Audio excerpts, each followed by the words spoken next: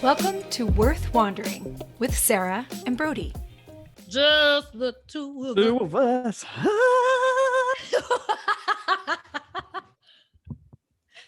We can make it if we try. Try. Just the two of us. Just two of us.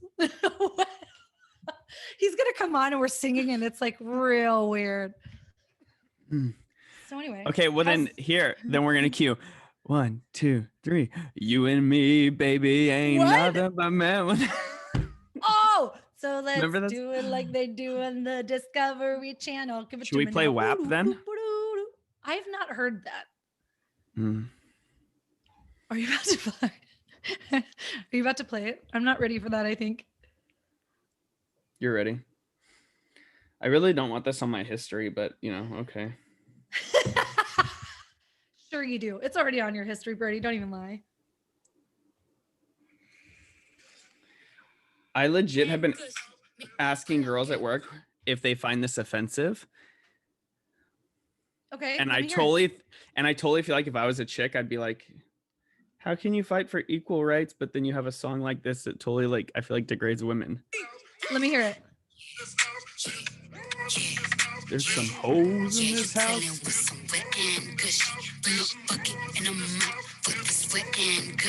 Give me everything you got, put this wet and gushy. Beat it up, baby, catch a charge. Extra large and extra hard. Put this right in your face. Swipe your nose like a credit card. Hop on top, I wanna ride. I do a giggle, I'm kinda wild. Look at my mouth, I do a look at giggle. my thighs. He said I do a kegel. Like I'm surprised. Let's go No.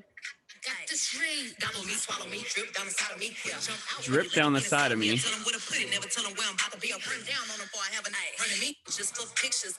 I'm trying to find the.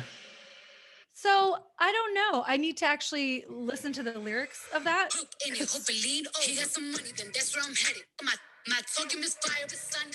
The beat's legit, but. Anyways, you have to listen to it. Okay. Yeah, I don't know. I don't know. I have no answers.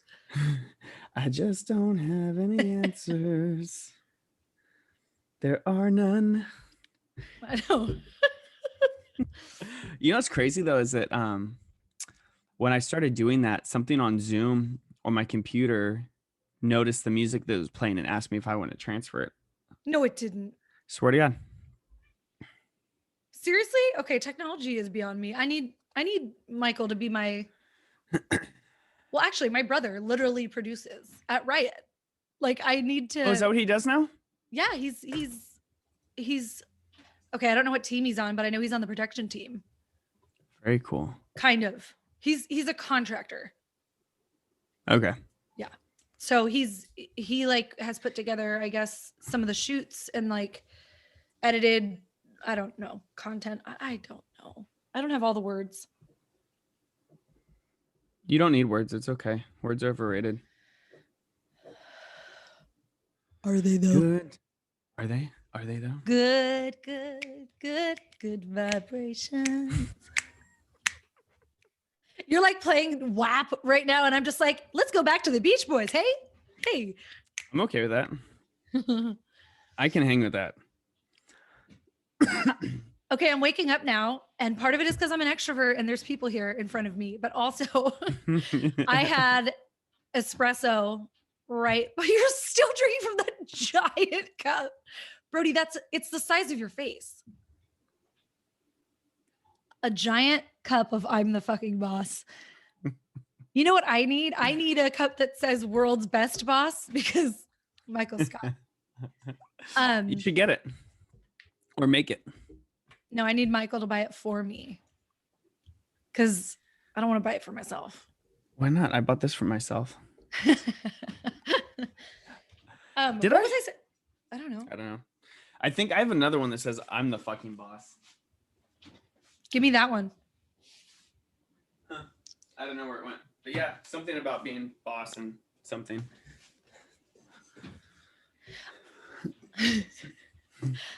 Ooh, I like his bike.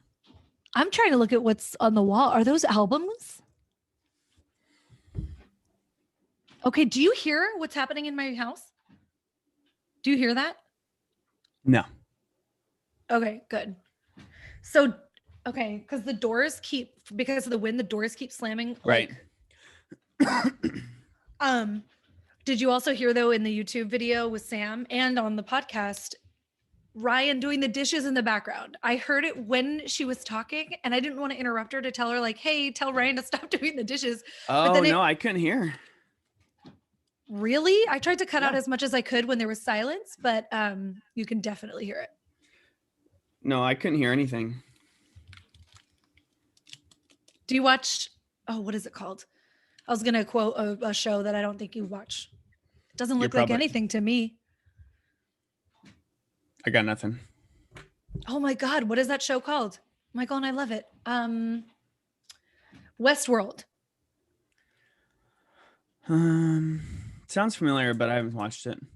You haven't watched Westworld? Oh my God, you'd love it. Is it the HBO one? Yes. The Western one? Uh-huh. So I watched like 10 minutes of it back at like. Oh, really? I mean, when I first moved to Oregon, like in 2012 or something. It's an old show.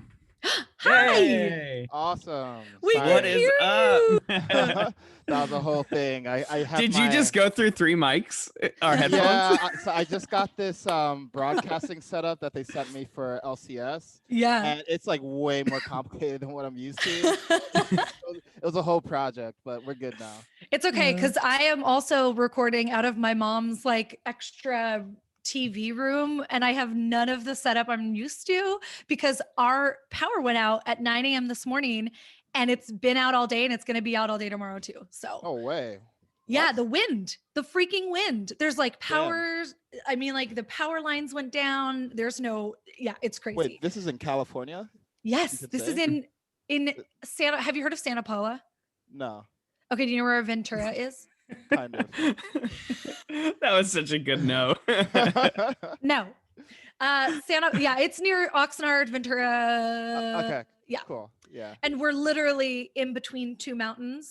You can see both of them on either side of our house. And so it's just a freaking wind tunnel vortex. It's Got great. it. Okay. Anyway, hi, how are you? Hi, I'm doing great. I'm riding high. Oh, good. I was actually just telling Brody, he was like, when's the last time that you've seen him? I'm like, I think after Michael and I got engaged and we went to Stout.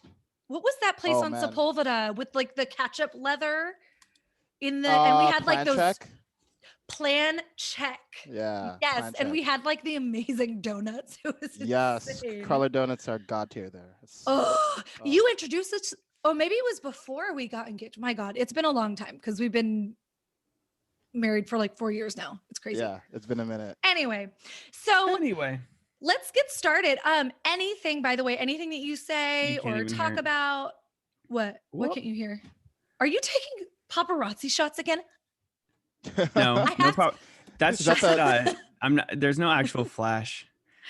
Is that the Okay. remote selfie? Is that the like COVID selfie? That's what we do now. You just take a selfie in front of a Zoom call. You better get one where I look good because every time he takes the photos, I'm like mid-sentence and I'm like, so please make me No. look good, Brody. Okay, so whatever we say here, like we will put this video on YouTube and then the audio is just gonna go on a podcast. But anything that you say, I edit it beforehand. So if you feel like later you're like, maybe I don't want to have said that, you can tell me and I'll edit it out. Cool. Yeah. Okay, awesome. So Brody, do you want to do just the welcome back to Worth Oh. Wandering? And then I'll introduce the check-in question. Yes, we can do that. Okay, stop taking selfies. I'm not. I'm trying to get a video. We are It's completely doing different. Yeah, it's totally different. Hey. Oh my God. He's our marketing dude because I have another podcast and it's not as successful as this one. And that one we're in our 2nd season Uh-huh. because I don't do the marketing thing. I don't do like taking pictures of while we're talking and then like post it. He's so good at that. I feel you. Anyway, I feel okay. you. I need a Anywho. Brody in my life too, because I know. Oh yeah. So Brody, Kaizen, is it pronounced Kaizen? perfect. Yeah. Okay, awesome. Kaizen, Brody, And this is a new change. We're gonna get there. So anyway. Sarah, Brody, Sarah, Kaizen, Brody, Sarah.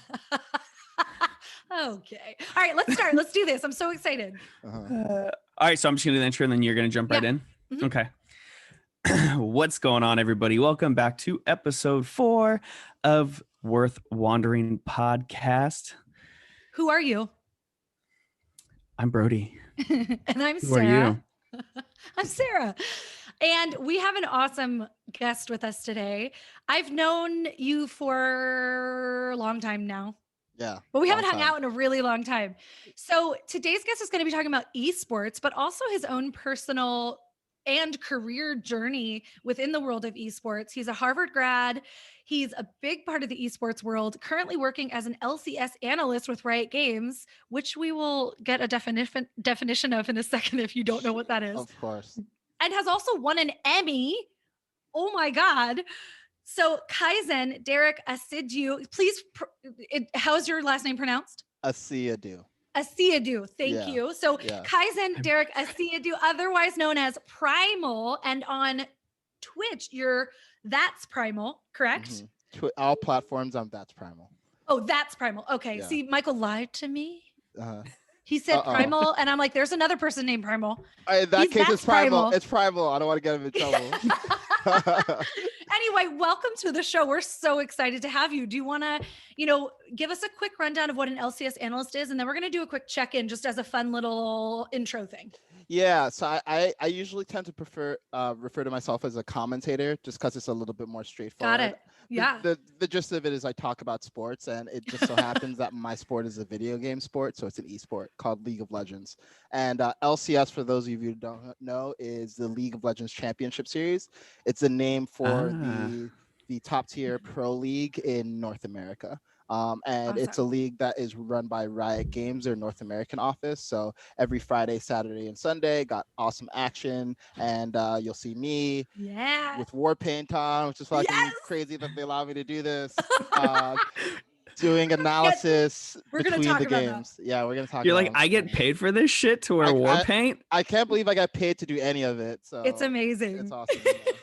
And you have such an awesome story about all these different jobs that you've taken to get to where you are. And that's really what you're here today to talk to us about. But I also want to plug how I know Kaizen is my husband worked with him we're going to hear about this company maybe in his history. And they now work at Riot together too. So it's a really awesome, awesome story. But let's do a quick check-in just as like a fun little thing. What was your favorite video game as a kid? Kaizen, you have to start. God, this is such a hard question. There's so I many games I know. love. Oh man. And what do we mean kid? Like how old? Okay, I'm talking. I was gonna say, because I'm 34 and I'm still a kid. right. Same. Same.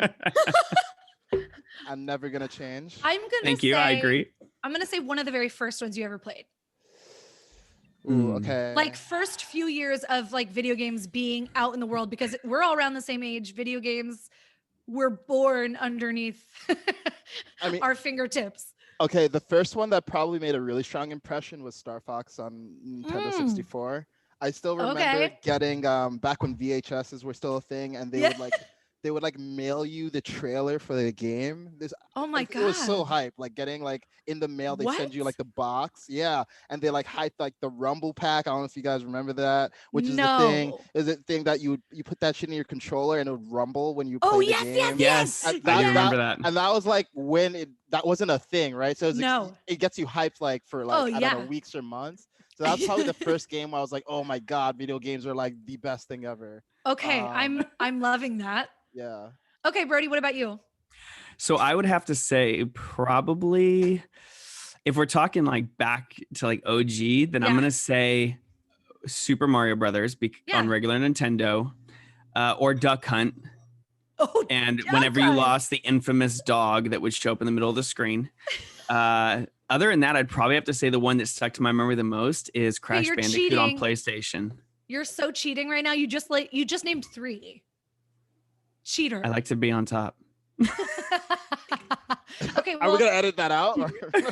no, that's staying in. So this actually is good for the viewers or listeners to hear as well, is that we do the unedited, totally uncut version of this podcast. We post it on YouTube so you can see our beautiful faces, but also hear extra content that you might not get on the podcast, but the podcast is going to be highly edited. Okay. Because it would be way too long otherwise. Okay. Mine, and anybody who hears this and knows what I'm talking about, hit us up, leave a comment on any of our social media platforms. Museum madness. The hell is that? Thank you. I agree.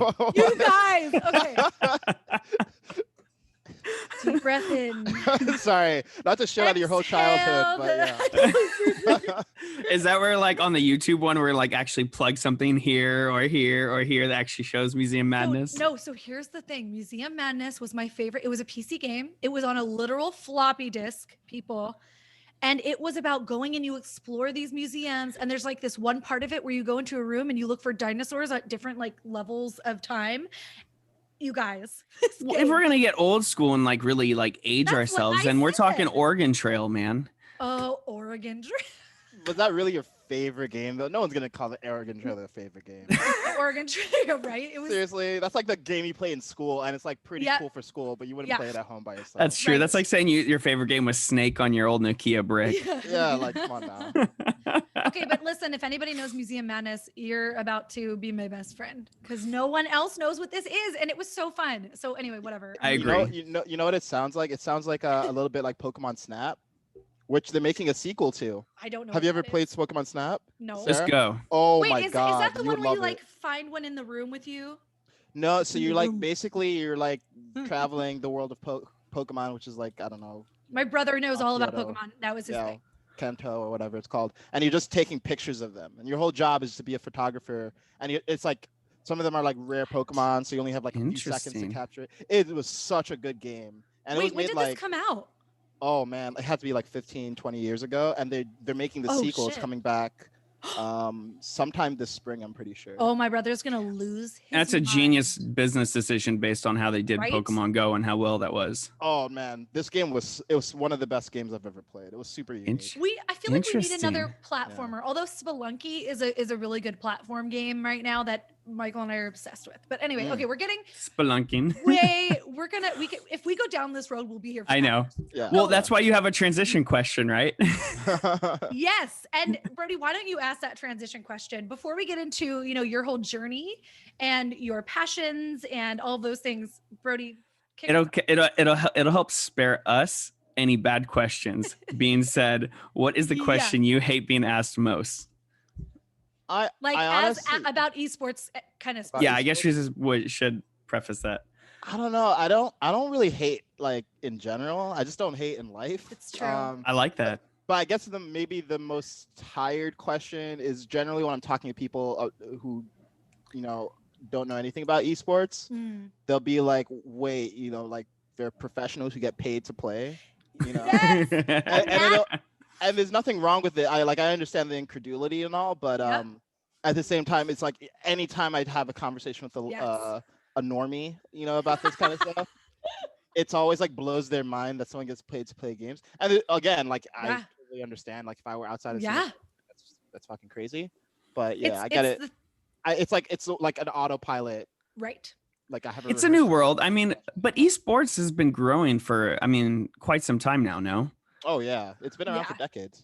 Yeah. Which is So such people have to mind- like yeah. be on that, game now of saying, okay, like this is an actual thing, Yeah. Yeah. Usually now it's people are like, oh, I think I heard about that once. So we're getting there. Over the years, I've seen the level Seriously. of recognition go up for sure.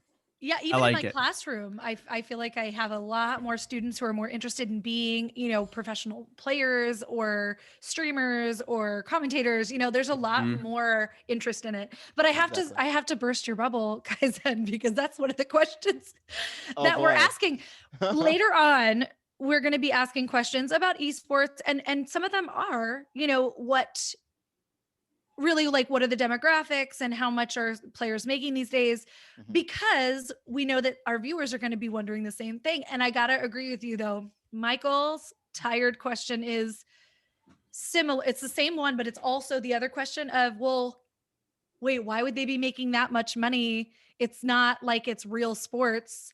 And he goes, real sports? Okay. Triggered. Knuckle crack. Let's start over, shall But we? listen, that's because take sports out of the equation. It's also entertainment, right? Yeah. For people to pay, it's like football and esports is the same freaking concept at the end of the day. Yes. Of the reason NFL makes so much money isn't because it's a quote unquote sport. It's because it entertains and provides value to people. Whereas esports is the same thing now because it's just being more publicly recognized. And I feel like, Yeah. so why not make as much money as they are, if not more? Right. There's a lot of parallels, I think. And so let's kind of start with that. First of all, for those who really don't know what esports is, correct me if I'm wrong. I told Michael, I'm like, we should explain what esports is, right? And he's like, well, it's like explaining what email is, electronic mail. And I'm like, okay, but some people might not know.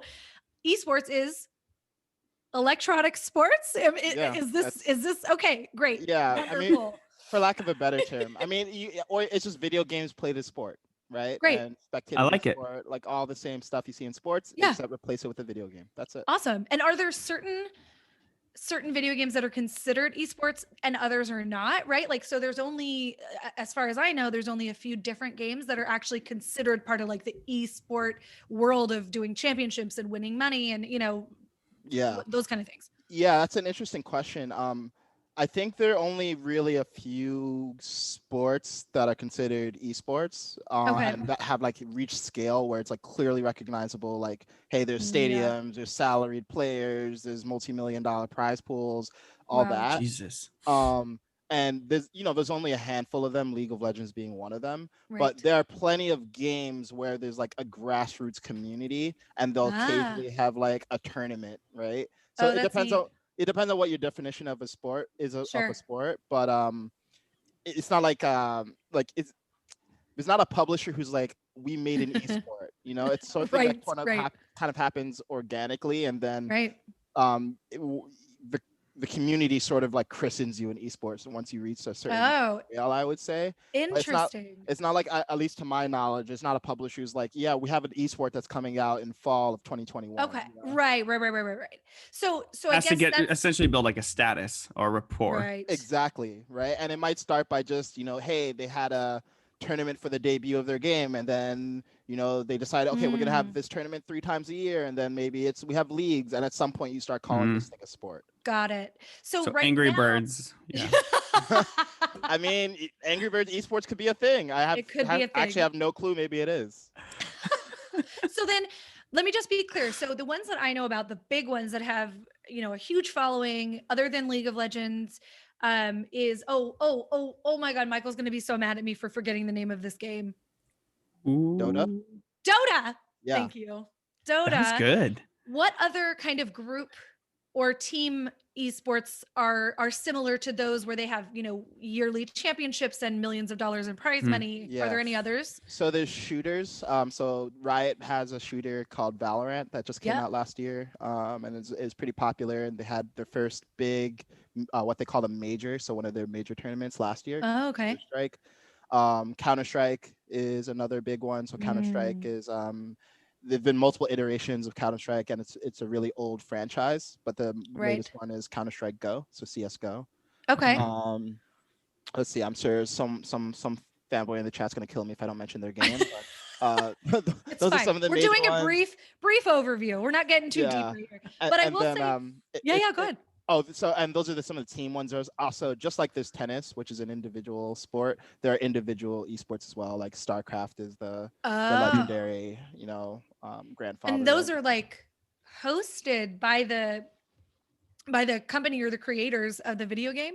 Yeah, so it depends on what sport we're talking about. And some of them, I think the scale goes from like Riot Games, which is like very publisher controlled, like Riot pretty much controls all aspects of the sport, to much more hands off, like Valve with Dota.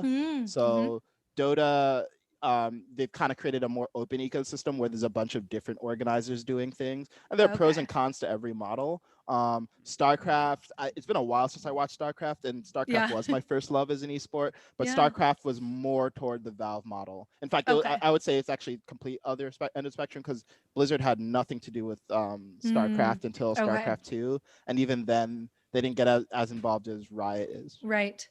So I have one more question just in this same vein, which is if you became a famous streamer, let's say, and you are playing one of the most popular games, are we also considering that esports, right? Like if you are popular enough to have hundreds of thousands of viewers and you're playing this game consistently and it's being demanded, would you consider that I am an esports player?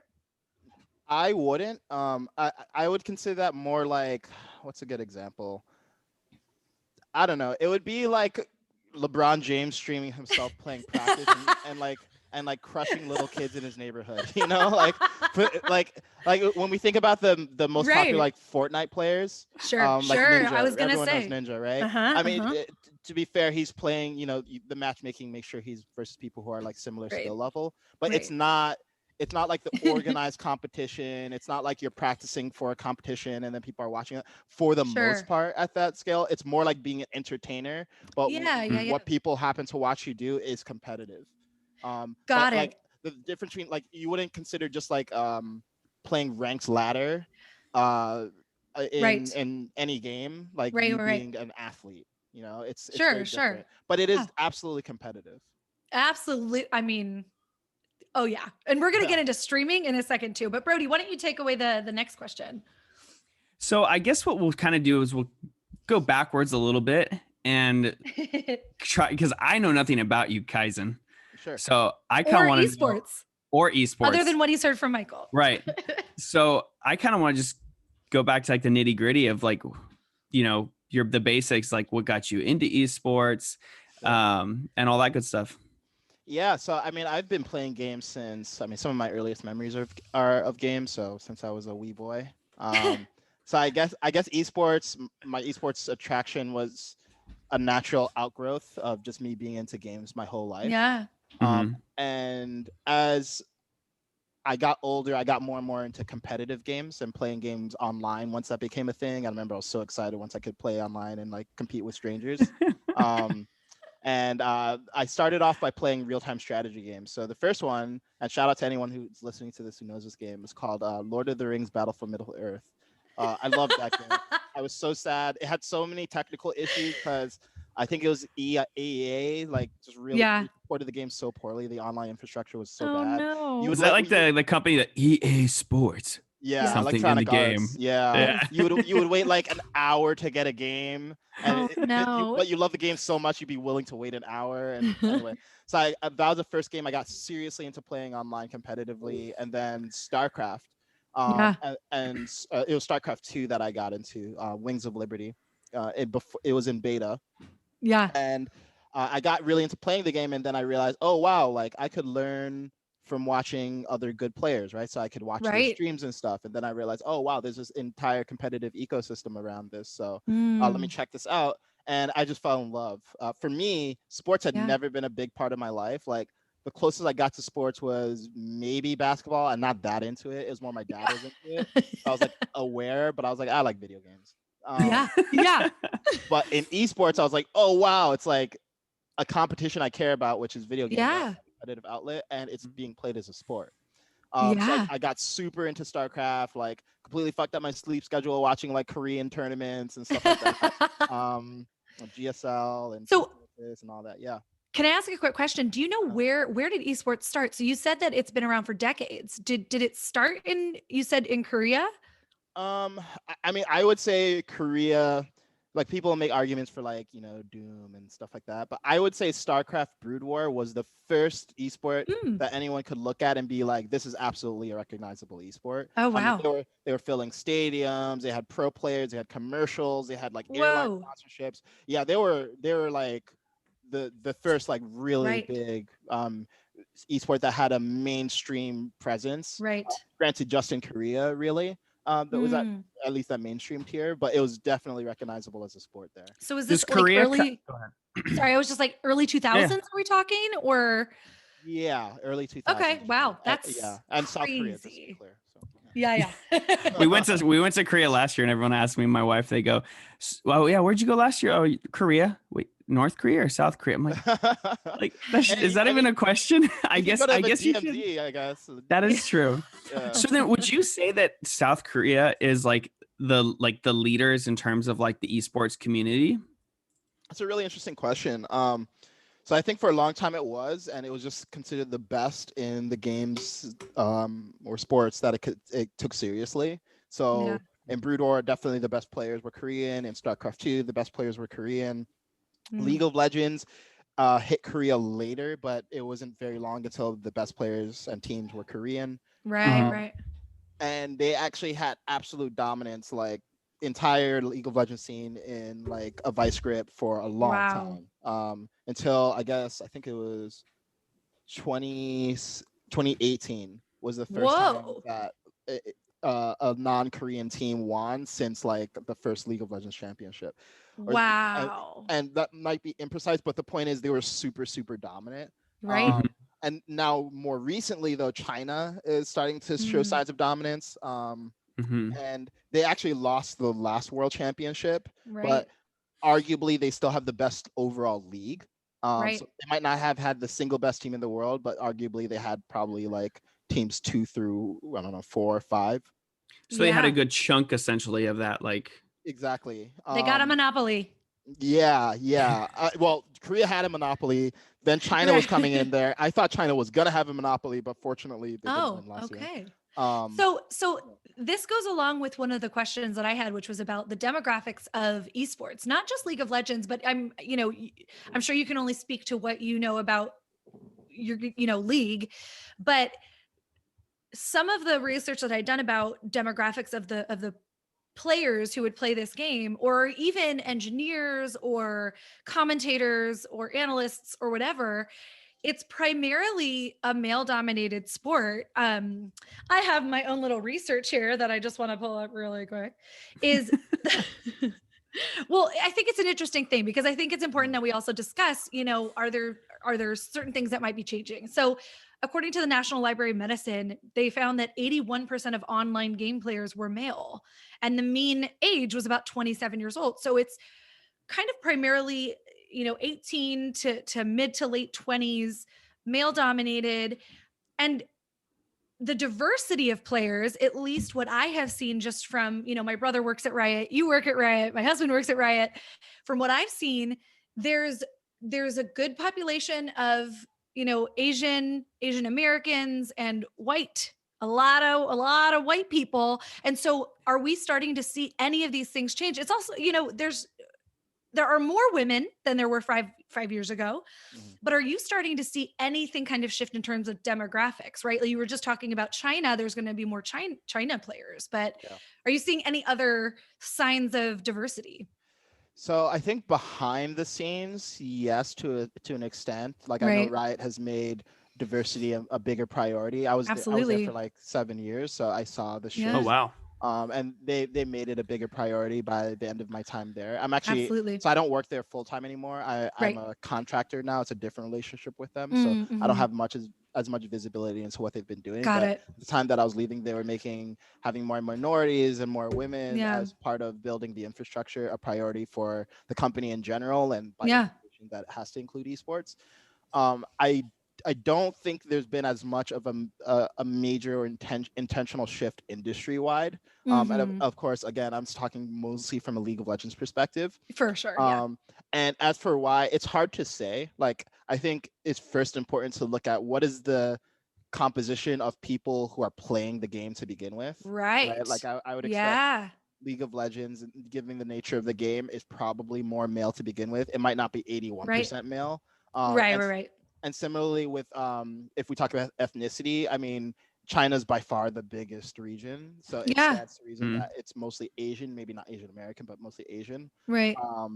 And then I think in just PC gaming, like I know at least in the Black community, there's just not a huge heritage of PC gaming. Like there are Yeah. communities within gaming where Blacks are more prevalent. So like Hmm. fighting games, for example. And Oh, I'm interesting. not that into fighting games. I mean, I played a lot of Smash Bros growing up. Everybody played Smash That was Bros. like a Come must, on. though. But yeah, that was like the thing that my Black friends played too. So so I don't think there's as much of that relationship Right. with PC gaming in the Black community. Sure. So When you yeah. say PC gaming, so you mean like some like certain demographics or areas might play more like console type games? Oh, I see. Exactly, yeah, and Okay. I don't have the data on me, of course, but Oh, I mean, yeah. Well, I think definitely you're gonna see some Right. separate segmentation based on the platform. Yeah, absolutely. And I think you're one of the things that you hit on is something that I did actually do research on, which was the Journal of Environmental Research and Public Health, which is such an odd journal to do this study on, but I find it fascinating. They looked at the gender distributions, and it was exactly what you said, Kaizen, which is it kind of confirms that the vast majority of players are male. However, it's showing that it's not necessarily, it could be because of core genres, which are, tactical shooters, fighting games, sports games that are more strongly favored by men due to an institutionalized push for men to like games like that. So it's kind of going all the way back to gender norms and how we socialize gender. Yeah. But it's really interesting because that's kind of what you were just saying, is that it's not necessarily that there's, we're just keeping women out. It's also this level of like what is interesting to certain players. And Mhm. also they wrote about, there's a lot of these games have sexist, offensive, or offensive language, offensive scenes of harassment or problems within esports worlds about gender discrimination that a lot of women are hearing about, and thus do not go into that world because of those issues. It's so there's so much to unpack. So I didn't mean to kind of put you in a trap okay. of like, hey, this is actually an institutionalized issue that we're trying to unpack now that makes no sense. But I think it's really interesting to talk about that because it's something that I think a lot of people wonder about, because this is becoming so big, esports, and and as we're in this world of pushing more for diversity in terms of race, ethnicity, sexual orientation, gender expression, and all of those things, it is important to kind of consider where were we a few years ago to where are we now, and are we still pushing for that?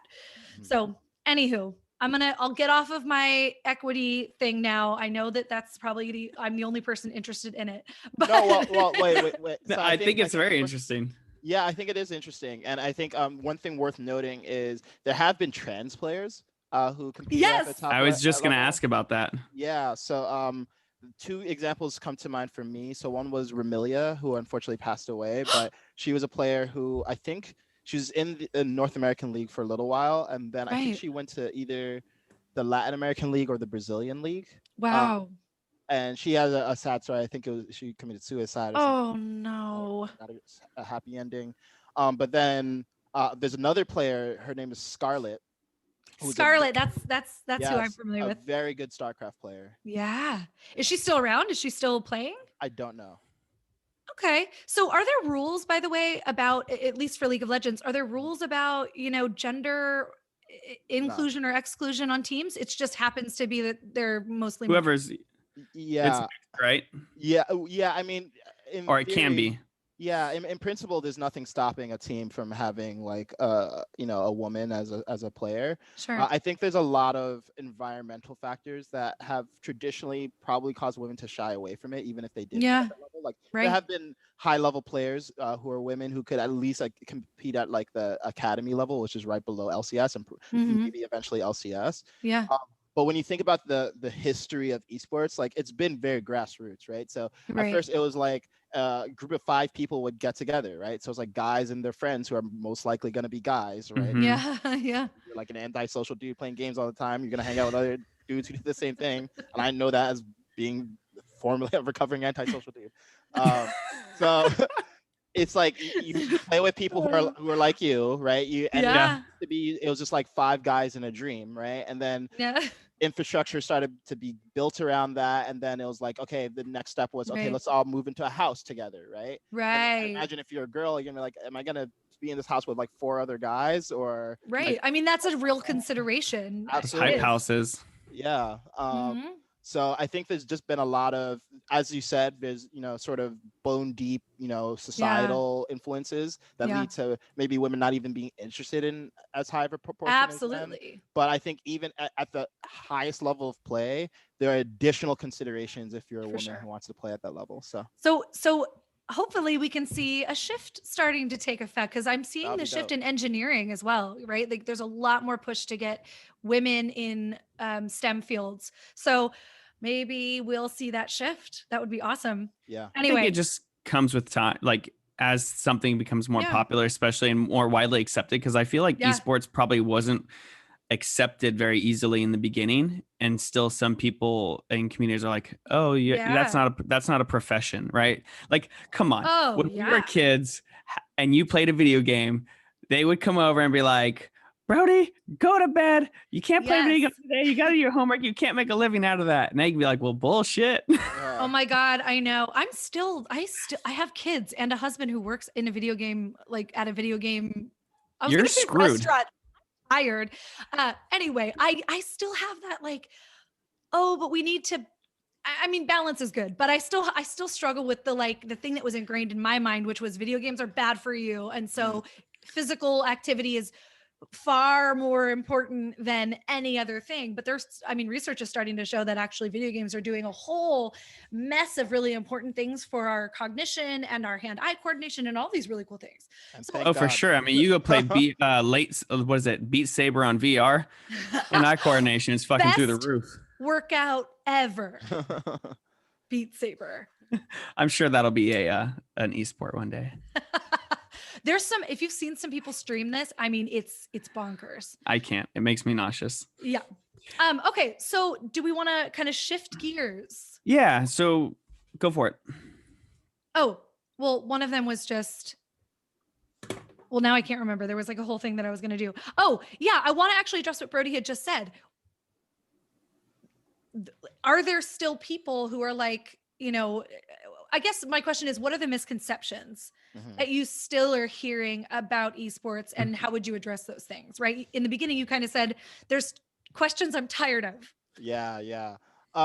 So it's funny trying to explain people like there's stadiums and like people go to them, because people will be like, well, aren't they just playing on the screens? Like, how can you see? And what they don't understand is like, we go into the stadium, like we've been to like Madison Square Garden, Staples Center, World Cup stadiums, and then we build additional infrastructure in the stadium. So we build gigantic screens, we build a gigantic stage. So that's why there's a reason to like go to the stadium, because there's a huge screen where but also, have you ever been to a freaking hockey game or a basketball game where you're in the nosebleed section and they look like ants to me? I don't know what the hell's going on. I need the big screen, and it's the same thing.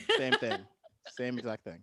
And I have to say, now with COVID, League did such a cool, oh my God, the studio that they have now with all the like visual effects and like, oh my God, it's incredible. And so now we have to kind of watch from home, but it's still this immersive, incredible experience.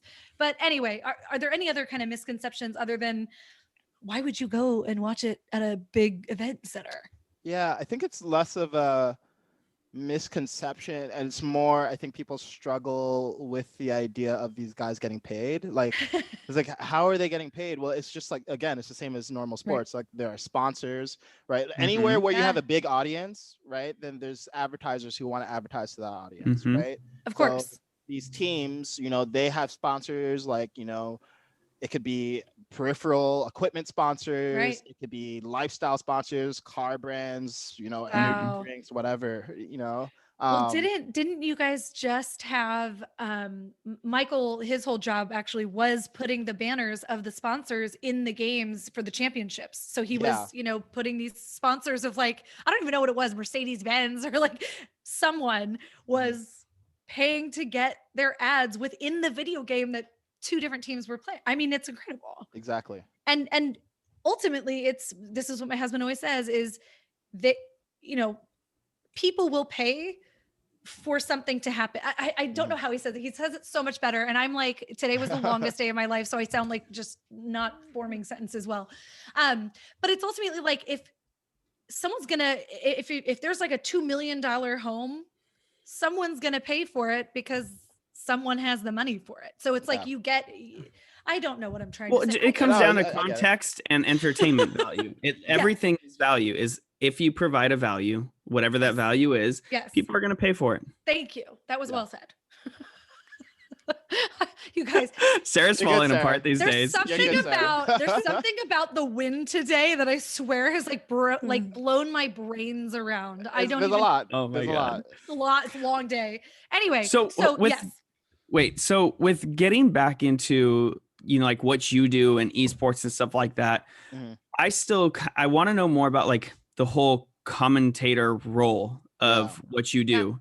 Because we've talked a lot about history of esports and the demographics of esports and kind of what a lot of things that encompass esports as a whole per se. Yeah. But there's a lot of different areas of esports, I feel like, and who would like, you wouldn't think of, oh, like you work in esports, what else do you do besides play video games? There's tons of roles, just like in quote unquote regular sports. You have a commentator or an announcer that commentates on the actual game. I forget. Right. I've been out of sports for so long. But so tell me more about like your role as a commentator. And so there are different types of commentators, right? There are like analytical commentators who are talking about like breaking down the game after on an analyst desk, for example, in between the games, right? So they're talking about what does a team need to do to win, what's our thoughts on this lineup, etc. And so I come in before and after the game to like set up and then break down what we saw in the game, right? Then there are like what we call shoutcasters, or just casters for short. Those are the guys who are providing like the play-by-play during the game, right? They're the Vince Scully for any baseball fans out there. Yeah, I think I've heard of that guy. So yeah. Sure. Oh my God! he's like supposed to be like super old. He's very famous. He's dead now. Oh, he's dead now. Okay. Yeah, cool. it's awful. So he's really old. Okay, cool. Yeah. not cool, but yeah, whatever. Everyone has to die, so not a big deal. So yeah, they're the. We're not editing that out. That was gold. You can keep it. Everyone knows, right? So I'm not telling you anything you don't know. Yeah, I like him. So and then there's the casters, right, who commentate during the game, and there's two different types of casters. There's play-by-play who are like, breaking it down second by second. Now this guy, casts his ultimate on this person, etc. And then there's color commentators who are giving more strategic insight, but during the game itself. Got it. Okay. Wow. I actually had no idea that there were that many different types. Yeah, and I would say there's a lot more, sounds like, than in quote unquote traditional sports. Yeah, I think that's what they're calling them, is traditional sports versus esports. T-sports and esports. Yeah. T-sports. Oh, that's easy. I like that. Easy to remember. Good mnemonic. I love it. Yeah. And maybe this is a hot take. I actually think, particularly as a play-by-play caster or commentator, I think it's harder to do that than it is in T-sports. For sure. There's a lot more happening. Yeah, League of Legends has 5 versus 5. Yeah, I mean, it's 5 versus 5, and it's like it's a really deep game. Like there's a lot of like math, there's a lot of numbers. It's not just like this guy passes the ball to this guy. It's like there's like 100, I don't know, over 140 or 130 champions to understand all their abilities. Their abilities all have different names. So I think it's really hard to, but then to do that also job. It's incredible when you really break it down like that, Kaizen, because there's 3 different, there's mid lane, bottom lane, top lane, then there's the jungler, and that's just for one set of like one team. And how the commentators are like talking about each individual kind of happening as the video is all over the map. I mean, it's a giant map. There's, oh my God, I could never do that job. It's so intense. It's actually nuts. So when you see someone who's really good, like, it's really impressive. It's really, really impressive. And so how did you get there? Because where did you, kind of give us the rundown of where you started your career and how you got to where you are today? Yeah, sure. So as I mentioned, StarCraft 2 was my first esports love. So while I was in college, during the summer, I got super into StarCraft 2 beta, and I started organizing tournaments for fun. Just because I Yeah. was like, oh, I just want to, add something to the community. I'm spending a lot of time on this. Might as well make Yeah. something happen. So I started organizing them for the StarCraft subreddit, where I was a Wow. moderator, and I would just organize like weekly tournaments for the community. Over That's awesome. time, I started to attract people who were like, engineers or graphic designers. Yeah. Your husband being one of these engineers. Yeah. Who were like, hey, like what we're doing, let's see it, like let's do something together and like level this up. So we started a company together called Well Played, and Well Played. First, we started off with StarCraft tournaments, and our thing was we just brought, in my opinion, some of the best production values for online tournaments at the time. Yes. To StarCraft and then League of Legends. I was and there then- at the Texas, one of the LCS, like, I don't remember what it was, but it was in Texas, and you guys did this whole thing, and it was amazing. Oh, that's As awesome. well played. Yeah, that's awesome. And then, I think I say started a company, but it was really like a super intense hobby, and it was just like a passion thing for all of us. But we happened to make it into a company. For That's one where the reason. best companies come from. It is it was a good business because you linked up with Riot Games, dude. Yeah, and we Like- produced tournaments on behalf of like IGN and Yeah. MLG and stuff like that. So it was awesome, and through that, I guess for me, at least personally, where it led me is having enough credibility to then end up working at Riot. So I was still a Mhm. college student.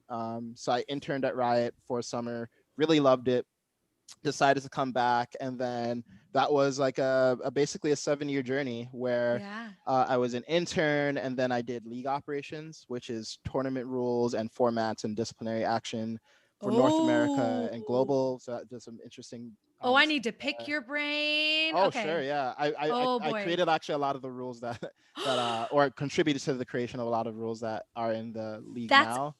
Yeah. Okay, That's I'm really just cool. sidebarring very quickly, and I promise we'll get back on track. But I didn't know that was something that you did. Uh-huh. And whenever I talk to my students about League, they're like, "We love League, but it's so toxic." And my first experience with League was that it was so like people were so mean to me that I legit Oh, yeah. cried, and I walked away, and I'm like, "How does somebody know how to hurt me? They don't even know who I am." But then Michael was talking about some of the things that Riot was implementing, and I was like, these are great ideas, because you can only do so much about a toxic environment when it's a league, a group game to play. Mhm. And so I was so impressed that Riot was working as hard as they were to implement those things, and I didn't know that was you.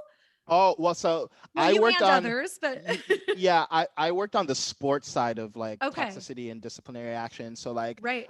and there it was different because it's a much smaller set of players, but you Okay, have much deeper cases, and you're banning pros. Got it. So Oh, whereas shit. when it's in a game, like some kid can't play the game for 2 weeks, it Yeah. sucks. It's obviously disappointing, but it's not like their livelihood. When it's pros, it's a big deal, right? Because Oh, it's like God. potentially their career, right? So you're talking like a lot of investigative action and Exactly. stuff like that. Yeah, investigations and stuff like Whoa. that.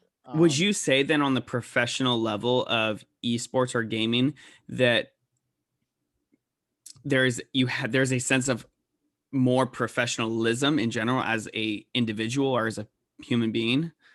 Oh, absolutely. I mean, especially now, it used to be sort of like, again, 5 guys and a dream. And, then the more advanced groups of 5 guys would like, rent a house Mhm. together. But now it's like, yeah, there's sponsors with expectations, right? So you can't be, a shithead, right? Like, So Yeah. like when you have a good image. stream on your own time, like if you're at home and say you're streaming and you're not part of like your team or anything like that, it's just you making a video for whoever wants to watch, you have to be careful of what Of you course. say and what you do and stuff like that, because you still are held to that standard, right? Yeah, I mean, it's a holistic life commitment, basically. Yeah. Like, Well, see, Yeah, that's a wow. good thing for the listeners. And so people who do tune in that are like, I mean, if they're younger or older, I mean, if they, because of COVID, they lost their job and they're like, you know what, I really like video games. I want to start a whole new career and I want to be a gamer, but they're a super toxic person. They talk a lot of shit. Then you kind of got to realize that like there's somebody probably, I'm guessing, especially with, I mean, it's electronics, anyone can see anything that's happening nowadays. You have to be so mindful of what you say and what you do. Like there's a good saying of like, are you doing the right thing because it's the right thing? Like, or are you doing it because somebody's watching you? Right. Kind of Yeah. thing. And so it's for Yeah. people listening that actually want to make this a career, you gotta be mindful of what you do and your actions. I love that. absolutely. Yeah, Yeah, I mean, there were professional. times There were Mhm. times when a team would want to sign a player to their roster. We would go through their records of like their just games, their public games, and they're like spewing racist profanities and all kinds of stuff, and be like, no, this guy, you can't have him, or he has Wow. Wow. we'll ban him for a year, and then maybe you can pick him up. So Wow. there was good. That's awesome. That's good. Yeah. I think Yeah. that's Good. huge. yeah, but the so obviously that's like the doom and gloom part of the job. The cool part of the job was getting to design tournament formats and actually like unbanning players too, and like Oh, yay. creating like paths to redemption and stuff. And I Right. did that for a number of years, and then I moved on to the event side. So I started running the global events, so the midseason invitational, all-star event, and the world championship. And I was leading that team until 2020, when Wow. I left to pursue a dream of mine of becoming a pro myself, in a Yeah. different game made by Riot called Teamfight Tactics. So I played that game at a high level and played in tournaments and streamed and made content for most of the year. And then, funnily enough, I remember actually approaching Riot about the idea of me being a commentator before I left, because the reason I left Oh, was partially to really? become a pro gamer, but also I Yeah. was just like doing some soul searching, and like I Yeah. had been at this company for 6-7 years. I felt like, okay, I want to try something outside of a corporate environment. Yeah. And they in were like, tech Sure. especially, there's a lot of like the whole atmosphere and culture of it is to move on and do new things and try new places. And so, yeah, that makes Growth. sense. exactly. Yeah. And so yeah, I was looking for growth. I was looking for Yeah. it felt like a good opportunity to just see what else I'm capable of. Yeah. And I approached them about being a commentator in late 2019. They were like, well, you don't really have a public persona, so we just be putting this random guy on the desk. It's not Oh, like we don't think you'd interesting. be good, but we've been putting out there. So I was like, okay, Right. it was worth a look. I didn't really think Yeah. about it much. Went about doing my pro gamer thing. Funnily enough, then later that year, they approached me about being a commentator, because at that point I had built a public persona Yeah. through me going on my pro journey. So it just shows you how Yeah. funny life is. And Mhm. Right. I'm a commentator, and then who knows how long this is going to be and what's next. Right. Yeah. I mean, that's incredible. And thank you for sharing that journey, because Yeah, that's awesome. it really shows like when you have a dream and you have a passion, follow it. Cause this is what we were talking about with Sam on last week's episode, Hmm. was how do you take chances and follow your dreams when they might be Yeah. I mean, you so left scary? Riot Games, who's like, I mean, Riot's, from what I've learned just from Michael, is like an Yeah. insanely amazing, good company to work Yeah. for, with a ton of comfort, Yeah. like great benefits and all this stuff. Yeah. So like, I mean, how did you, like, what was your driving force to be like, oh, okay, I need to attain a public persona to like become a commentator? Like, what really pushed you to leave like Oh, that no. step out of your comfort zone? Because that's hard for a lot of people. Yeah. Dude, there's never been a master plan. I like that. That's the- awesome. The way I live my life is like, when I look for two things. I look for, what do I like doing, Uh-huh. and when am I feeling restless, and I just act on it. Wow. That's And awesome. what I found is, honestly, the more you just sort of trust life a little bit and surrender, and just like try to do what you actually want to do, life will just meet you halfway, right? But That's you need to step. badass. You need to put yourself out there, but then life will meet you the rest of the way. So Okay, yeah, that's there was making me emotional. yeah, like there was no, I mean, even in college, I didn't plan on working in the game industry at all. I was actually really unhappy and depressed in college. I didn't know what I wanted to do. Yeah. I was like, oh, like Like most everyone. college students. Yeah, right. So talk about pandemics. Oh my God, seriously. And yeah, I was like, I guess I'll go work in an investment bank or consulting, and like not like Whoa. that. And yeah, when things got really bad, like what I had was video games, right? And Yeah. it wasn't like I was like, oh, well, I'm gonna turn well played into like a career or work at Riot. It just like I Just doing what feels good. yeah, I just did what Yep. felt good, and I tried to do it in a way that added value to others, and then the Oh opportunities my just came to gosh. me. And Wow. that's literally what's been happening the entire time. Like, I just try to do a good Wow. job in something I care about, and then opportunities come to me. But you have to be open-minded, Wow. right? And Yeah. you have to trust that like you're gonna be fine, you know? Okay, that's the hardest part, is the trusting the process. I am Mm. such I try I'm really working on that part of just I have the same thing as you, Kaizen. Like I get antsy and restless, and I need to do something new and something different because I want to grow as a person. I want to challenge myself. And if I get complacent, it's not that I hate where I'm at. I don't feel like I'm growing. And so that's the hardest part for me, is just taking that next leap and being like, well, there's something I've always wanted to be a elementary school teacher. I'm a college professor right now and I love it, but I've never taken that step because I'm like, well, what if, and what if that? And it's just, you can get so easily wrapped up in the thinking 12 steps ahead, but ultimately it's like having a birth plan. It's not going to go to plan. As I talked to And you can always go back. We said it last don't week. have kids, but it's fine. Yeah. But you know what I mean. I have to listen to yours enough. It's okay. Yeah. But people whom I love, given birth to children, you will understand that one, which is you can have a birth plan. That shit does not go according to plan. You just kind of trust the process and you take what, as it comes, take it as it comes. So I love that. I think that's beautiful. Yeah. A really great way to look at the world and your life. Yeah. I like that a lot. Well, and then, so now that you're, achieving this whole commentator goal of yours, which is a phenomenal thing, are you still streaming and stuff on the side? Like, did you leave that whole area of your life behind? So, and this goes to a big part of 2020 journey. But 2020, so the first time I dealt with depression was like 09 or 10, like 10, 11 years ago.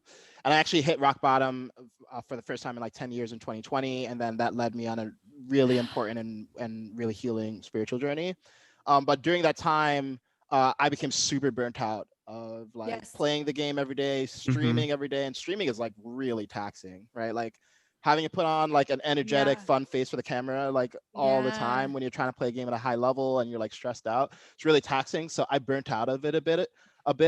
I might go back to like streaming and playing TFT at some point in the future, but right now that's not my focus. And also it's a different game. So it would take my attention away from League of Legends, which is where I need to focus and stay educated right now. But I mean, it never say never. Like, who knows, what's going to take me where. Thank you for being kind of vulnerable and honest about that journey of depression too. I mean, I don't know if you know, but I'm sure the listeners know. I am in my second bout of postpartum depression, and I have had a history of depression and OCD and anxiety and intrusive thoughts and like all of these really wonderful things. And I am also kind of in my healing journey now too. And that's what led me to podcasts, where I needed some sort of outlet. I needed something different. I wanted to help people in the process, just like you were saying. And this is what I was led to. And it's interesting. 2020 has been a really hard year for a lot of people for many obvious reasons, but also we're all dealing with our own kind of, baggage at the same time. And so it's really interesting to see actually how people are starting to recognize their own self-worth and their own growth in a time of just complete anxiety and nothing is certain, well, people haven't been forced to spend this much time with themselves. Yeah. Or their partners. Right. No, that's but another story. Michael, it's interesting, Kaizen, because Michael is having the same thing. He's very much a goal-oriented person, wants to grow, wants to keep doing something new and different. He's changed teams at Riot as of today. Oh, wow. But also he wants to do his streaming, journey. And we've set him up with a whole streaming thing. And that's cool. Starting to do it. We've written it on the calendar. Every Monday and Wednesday for 4 hours, he streams on Twitch. Wow. and he's doing his thing. And so actually, I'm sure he'd want to pick your brain about how that process goes, because there's a lot that just goes into even that, setting a schedule and what you're going to play and how do you get followers. And it's an incredible. Is it like that, Kaizen? Like, are people expecting you as a streamer to like they're going to see you at a specific day? We know that Kaizen's coming on Mondays and Wednesdays at 5 p.m. Eastern Standard Time every week. If he's late, fuck you. Is it pretty monotonous that way? Yeah. So I mean, you don't have to be consistent, but if you're consistent, it's definitely better, right? Yeah. Because you get to the point where it's like people would be waiting for me, right? And if Seriously. yeah, like Yeah. you become a part of What? people's daily routine, and it's like bizarre sure. at first, right? But people are, it's like, someone was like, yeah, after Jeopardy, I watch you, right? Yeah. it's like I was I like, mean- whoa, I'm like part of your life. It's crazy, It is so weird. When I Um, met Michael and he watched streams, I'm like, are Yeah. you joking? What the hell is this? But then I Mhm. realized the value in it. And I'm like, okay, Mm. now if some of our favorite streamers are not streaming the games that we want them to play, we get really mad. And I'm like, Yeah. what the fuck? He didn't do a let's game it out today. And what's his face? I can't remember his name. Didn't stream Splunky. Like our day is not complete. What the fuck? It's so crazy because it's a different experience too, because I can look at The Office, my favorite TV show, and I'll be like, okay, I know that it comes out once a week during this peak season, and that's all I expect from it. Now that it's off the air, I'm just like, okay, what the fuck, Netflix, you took it off. Come on. Yeah. But when it's someone streaming, I have access to you. It's like Twitter with the president. Obama started tweeting and I'm like, I feel closer to a president than I've ever felt before because I feel Yeah. like you're just at my fingertips. And so it's the same kind of thing. I can talk to you while you're streaming. You're like, you're somebody that I can request things Mhm. from, but Yep. also get to know you on a different level. I can ask questions and you can respond. It's a whole different world and it's a really cool thing to have. So I'm interested to see where esports and streaming on Twitch and all of those things, where they take us, because it's such a different kind of channel, Yeah. right? People just want connection, I think. That's Oh, what yeah. it is. Yeah. Totally. So did you have a persona? I did. I mean, I was Primal. Is this where the but- stripes comes in? So the stripes predate that, actually. The stripes actually Oh. started in the real world, and then I brought So wait, streaming. I know that you were, is this what people call it anymore? Raving? Like ravers? Yeah, I mean, I guess I hate that word though. Okay, It's like, tell me what the right word is, because I don't know. Like- I don't know. I just went to music festivals and stuff. Okay, sure. You know? You like music festivals. Yeah, I really like music festivals. They're really fun for me. And as I became like more confident and like, self-assured, I would like, wear crazy outfits. And I love that. one of the things I did, this was like 2015. This is before Black Panther, by the way. People are being like, Wakanda forever. It's like, this is way before that shit.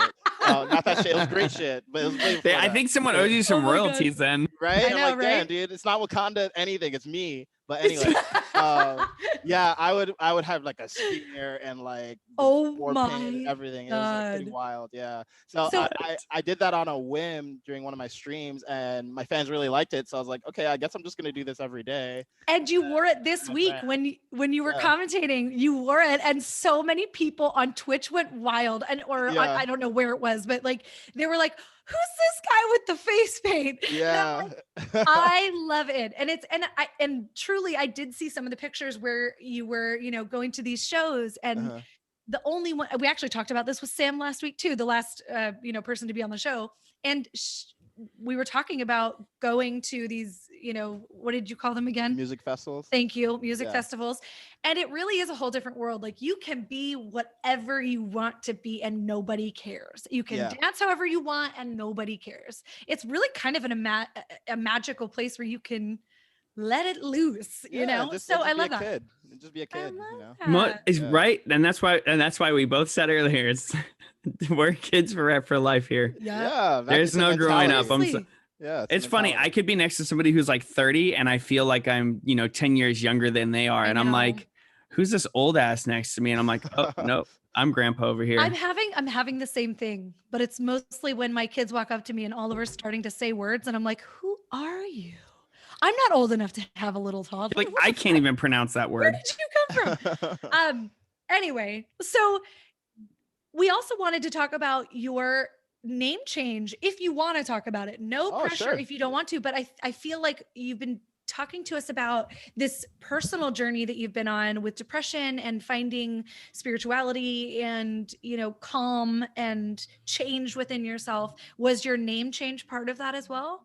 Yeah, I would say it was. And just like many things in life, it's hard to like pinpoint. Like the first point was like, I wanted to change my name. It was something more Sure. that developed over time. Yeah. But yeah, just for those of you who don't know, my first name, my birth name was Derrick. And there's nothing wrong with Derrick. It's a fine name. But I I guess I had a belief and just a feeling. I just think it's kind of weird that you go through life and don't get to pick your name. That's just Right? my thing. Yes. No, Or it at is least a bizarre thing. or we don't normalize people changing their name. Like Sure. there's nothing wrong with keeping your name, but I think it should be an Sure. intentional thing.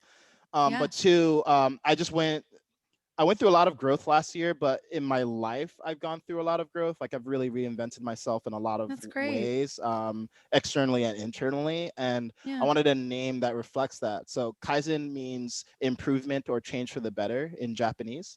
And That's cool. Yeah, I came across the name in a book, and they're talking about how in Japanese culture, they're talking about the Kaizen of your relationships, the Kaizen Oh, of wow. your business, operations, the Kaizen of whatever. And so when I think about like what is my self-concept and what do I identify most strongly with, it's growth. Wow. And I wanted That's a name cool. that reflects that. So, and I like how That it is sounds. so it's So, be yeah. I It literally actually, yeah, sounds awesome. today on the way to my mom's house, I was like, Kaizen is one of my new favorite things to say ever. And this might be our third kid's name. Just saying. I mean, if I have any part of inspiring your third kid's name, that's mission accomplished.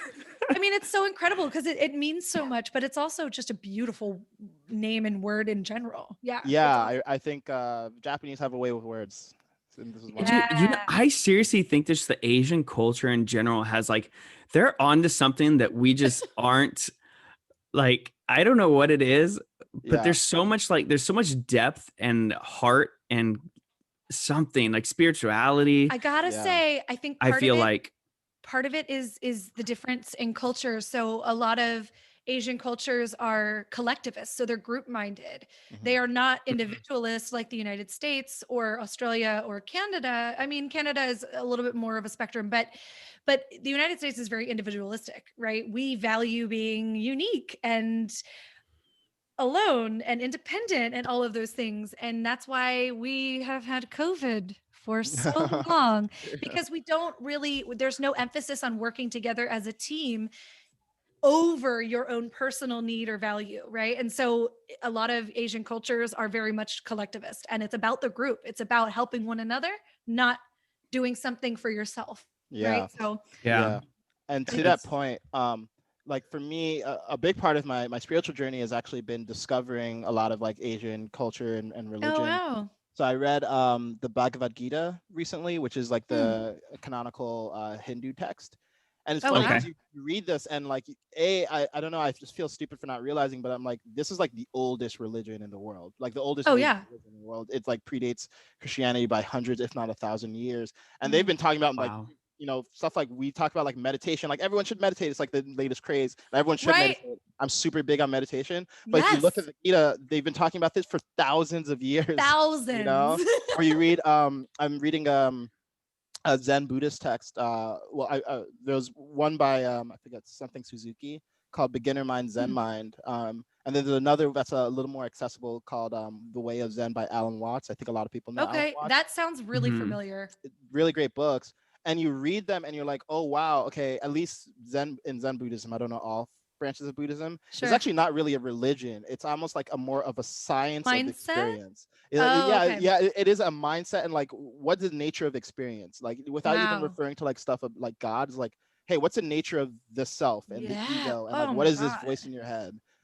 So I think there's a lot of great things about the West and like, Wow. progressive liberalism For and all sure, that, but yeah. there's so much that we need to borrow and learn from the East. Yes. I mean, think- just in general, I think cultures need to kind of work together to Yeah. create just a wealth of knowledge. Sorry, Brody, go ahead. Totally. No. I think one of the best things I've heard was one of my ER physician who's like this. He has like 2 degrees in theology, and so you would think he is a huge science person, right? Like, Right.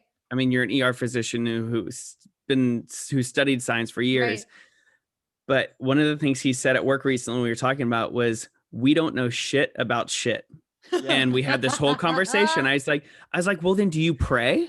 And, because he's not religious, but I was like, what do you pray? And he goes, absolutely. Why would I not? He says, Just to any cover good my bases. scientist. What? Oh, no. But that's what he was saying. Like, just any good scientist, like for somebody to say that it's Yeah. not a possibility when there's so much in the world Sure. and the universe that we Yeah. just don't know. And he's Yeah. just said again, he's like, we don't know shit about shit. So who am I to say that something's doesn't Right. exist? It's you're so right on, because I do think that there's a push now. A lot more doctors today that I've been talking to are more interested in doing or wanting to do a holistic approach. Whereas in the West right now, we are very much, specialists in one field, which is, there's nothing wrong with that, but it does tend to pinpoint rather than look at the whole. And so I have a lot of physical ailments that definitely need a holistic approach, and I'm not in the right country to do that. Mhm. But also, something that you both just said, I interviewed my OBGYN on my other podcast, Crazy Normal, and he was talking about how hypnobirthing, which has been largely people kind of discounted as like, oh, it's zhuzhi, whatever hippie nonsense. He's like, no, no, no, no. There's actual science that also backs this stuff up. Buddhist monks learned how to mitigate or turn off the pain response by powerful thinking. And it's not an easy thing to do. So hypnobirthing is something that is a real method of pain management for giving birth if you practice it for some time. It's kind of like yoga or meditation. I am my brain is on fire all the time, but when I meditate, it's not just doing it one time and I'm like, I'm cured. It is, I have to do this as a daily practice, and I'm retraining my brain to work for me, not against me. So it's the same kind of thing. Anyway, I just find all of that so fascinating. And so thank you for sharing that part of your journey, because now I feel very inspired. Oh no, I'm glad you do. And yeah, I don't know how much you want to go into here, but like, when we talk about like just holistic approaches, different approaches. So Yeah. a big part of literally the most important thing that have happened in my life is I had an ayahuasca experience that like cured my depression, just outright. No way. Straight up miracle. Yeah. I feel like that would make me so anxious though, because you're out of control, right? You have like no control. I'm And you happy to throw go. up. I'm happy to go deeper. There's a whole discussion to be had about this. I'm so excited. And it is intimidating. It's a powerful. It's like it's the most intense thing I've ever been through. But Wow. it was a beautiful, like there wasn't like a painful or scary part of it for me. Everyone's different. Okay. But So, it showed me that like again, like there have been Amazonian tribes that have been working with ayahuasca for like thousands of years, right? In the West, we have these medicines like antidepressants, SSRIs, and stuff that have, they're hit or miss results, right? And I'm on my third. I'm on my third, and it finally starts working. Right, and it finally starts working. Some people it doesn't work. Never does. Like, it feels like a wet blanket, which is like kind of like a meh outcome. Right.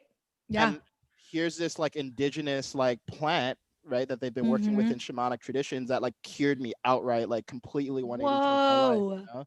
So there's a lot of wisdom in different cultures, including the West, that we need to bring together. And I think a lot of the time people are so close-minded. Like I used to be super, super like strict science materialist, like there's nothing God, like any of this. And it really broke open my whole perspective on life and reality. Because I was like, oh, holy shit, I've experienced a miracle. I don't have a way to explain it. Oh my God, I want that miracle. It was I'm like, get me out of this like mind prison. No, that's incredible. And you're opening my mind right now to, so like my mind is blown, because now I'm thinking about all these ways that the, different methodologies do combine. So Michael's brother is a tattoo artist, and he's also subdermal. I don't even know what you call it, like subdermal implanter. Implants, Oh, that's rad. Yeah, it's really cool, in Australia. And his whole thing, like he started doing those, it became really popular where they would do the piercing in your ear on a certain pinpoint that would help cure migraines. And this relates directly to acupuncture. And so a lot of people are like, well, acupuncture isn't a real thing. I'm like, well, I did an acupuncture thing, and I swear it works so well. I mean, of course, one person saying something is not enough to make a case. Well, and we also remember that we're all different. Yes. So what works for me might not work for you, but doesn't mean we have to discredit it. Yeah, I love that. I just love the idea of having an open mind and saying, there are a lot of things that we don't understand yet, but it doesn't mean that this way is the only hard and fast rule. Exactly. And Yeah. what we find, I think what's really beautiful is like, for instance, with ayahuasca, now there's research, right? That's showing, oh, wow, Yeah. okay, yeah, in a study of X number of people, we found that rates of depression dropped by like, over 80% in X number of That's people, badass. which is like unheard of in Yeah. medicine, in Western medicine. Yeah. What you're finding is, okay, great. Like we have this tradition from like South America, and now with our like, really successful system of scientific inquiry from the West, Yeah. we have ways of verifying what's going on here. Right. And I think that's the Beautiful dream. combination. It's not to, the point's not like let's throw out all of Western medicine or let's believe Exactly. in anything. Like let's take the best practices from East, That's West, South, awesome. everywhere. Mm-hmm. Hold on. Did you just say praxis? Practice. Oh, okay. I was like, Practices. okay, wow. You're on a whole new level if you're saying praxis. What's 'Cause practice? praxis Yeah, I was is gonna a- ask is what. a- Thank you, Kaizen. I'm glad we're on the Praxis, same page here. Praxis is a methodology of teaching. Oh, interesting. What is your praxis? How do you teach? So he people? meant How to do say you- that 100%. That's It what he works. said. exactly Yeah. what I It was works saying. contextually, and so I was like, "Get it, Kaizen? No one know what Yes. praxis means." That's That exactly ayahuasca what did I a meant. whole number on him. It put knowledge in my head I didn't even know I had. So it's great. I mean, okay, so I think what we need to do, Kaizen, is have you on a different episode where we talk exclusively about this ayahuasca experience, Oh, but I'm also happy talk to. about some of the stuff behind it. And I think maybe we even get my cousin on the show who works or who is a Weed magazine. yeah, she is an editor or was at least before COVID of High Times, a weed magazine. And so Oh, she knows a cool. lot about, and I've just been experiencing my whole new world right now of instead of taking a very intense anti-anxiety pill that is highly addictive, Mm. I've wanted something different that doesn't, make me go down that road. And so I've been using like CBD, one part CBD, one part THC, and I swear it works just as well and it's non-habit forming. So it's like Awesome. I'm on this whole kick of like, let's find new ways to deal with things that are really complex. Yeah. Anyway, I think this was an incredible conversation. We kept you way longer than I think we told you we were going to keep you. It was fun. But if you're willing to come on another time and talk about this ayahuasca experience, I am so down. Yeah, I would love to. I think it's really important. Yeah. To me, I looked at the experience I had, and I was like, the most important thing I could do is get the word out to other people Absolutely. who are suffering to a lot of the same stuff I was suffering from. So I'd be happy to. That's so Oh, cool. that's awesome. Brody, That's so we have one awesome. more little thing that we want him to say. Oh, yeah. So Like I've been talking too much. Brody, you go. no, I was just waiting. I was waiting for the right time. So before we head off, we typically like to ask people one question. And that question is like, if you had any words for aspiring, whatever it is, esports individuals, I guess is like a broad way to put it. What would that be? Whether that's professional gaming or being a commentator or just kind of anything in that esports realm that may feel like their parents still put them in that zone of that's not a career. You can't do that. What would you say to them to really motivate them and inspire them that like the road hasn't ended for you? Yeah, I think it's just important to realize that if you put yourself out there and you just try your best, life will meet you halfway. And it won't necessarily meet you in the way that you want. It'll meet you in the way that you need, right? Like life always gives you what you need. And oftentimes you'll find that you like it more than you thought you would like the other thing that you thought you wanted, right? Like exactly. I had, again, no plans of ending up doing the last like 3 jobs that I did, and they were all awesome, and they were not the careers I thought I would want. But now if I look back on my life, I'm like, holy shit, this is exactly what I needed. And I kept getting what I needed when I needed it. So that's awesome. But you don't live a fear-based lifestyle, right? Like you really do only get this one life, and it's up to you to sort of like trust yourself and trust life too. So that would be my advice. Oh my God. That's I love you, man. You are seriously, a freaking true, like just positivity expert human over being. here. Like you really, you are like what when we look at like what we think human beings should be like, and the people that we want to emulate and like really show the world that exists and the depths that they are. To think that you're like, like you're an esports commentator, right? You think like, oh, all he knows is esports and professional gaming and this. It's like, and there's also a stereotype there's a of people who whole work in depth esports to you. Yeah. that nobody would ever realize, and that Yeah. we forget that every single person, every human being has a whole depth to them that we would never know unless we really dug into it. And I think you're really showing people, like, you're just you just kind of like uncovering a little bit of the dirt of your story and your journey is so inspiring. And I think it's just going to allow people, like, just hearing you talk gave me, goosebumps, and it still does. But I feel like it really is just going to inspire a lot of people that there's to have hope and to trust the process. Look at the quote behind you, Brody. That's Brody's quote, is live a life you love. I love that. That's and awesome. So Thank seriously, you so much for the kind words. No, thank you. Is yeah, we're for sure having you back on. So actually, for the listeners or the viewers, if you're viewing this on YouTube, if you have any burning questions from today's episode, you can always email us at worthwanderingpodcast@gmail.com, or leave a comment or a question on any of the numerous social media platforms we have. Instagram, Facebook, Twitter. Perfect. So for more good people and good stories, don't forget to subscribe, leave a review, Yeah. hit us up. And also don't forget to check our YouTube channel now. So we're also, as Sarah said in the beginning of this, we're putting all of our episodes, the raw unedited versions up, so you can hear if, one of us says something really stupid that we don't want to roll the seed. That's where you can find it. That whole part about me not being able to form a sentence, riveting stuff. Riveting. But thank you guys. Seriously, Kaizen, again, Kaizen. Thank you so much. And thank you to all of our listeners for joining us. And we love you all, and live a life you love. Live a life you love.